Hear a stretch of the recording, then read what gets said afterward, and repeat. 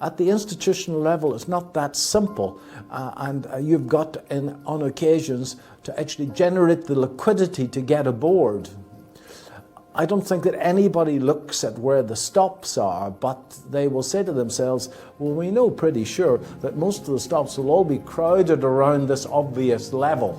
So they will bid the market at that particular level. All you need is one person to chicken out, and the markets are going to go where the bids are, and all those people will be taken out. So I think that if you do not think long and hard about where you're going to put your stops, that you're going to find that you can quite easily die in a sea of stop losses. Okay. Earlier on we talked about one of my things that I think about all the time. And here's an exercise for some people. This time you're just about to put a trade on. You pick up something heavy and you just go, woof! And then you write down on a piece of paper where you were going to buy and where you were going to put your stop loss. Don't buy it, but put an order in to buy it at where you're going to put your stop loss, and then just watch how many times the market goes to your order.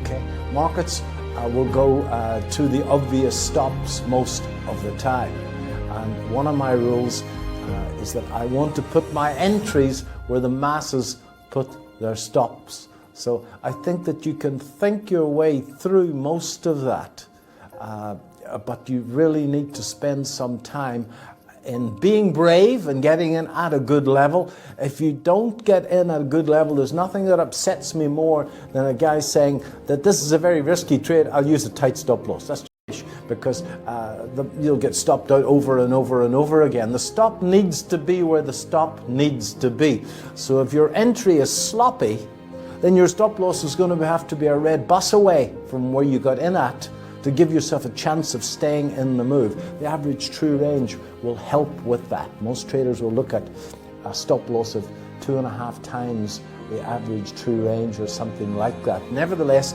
if you want to get in with low stop losses at institutional levels, you've got to be brave. The institutional traders will use Fibonacci levels, they will use trend lines, they will use simple horizontal support and resistance levels to actually look for confluences to try and place their orders. Nothing clever, okay? And unfortunately, most retail traders, as I say, will look for some form of confirmation and their stop loss will then be too close and they'll get taken out in the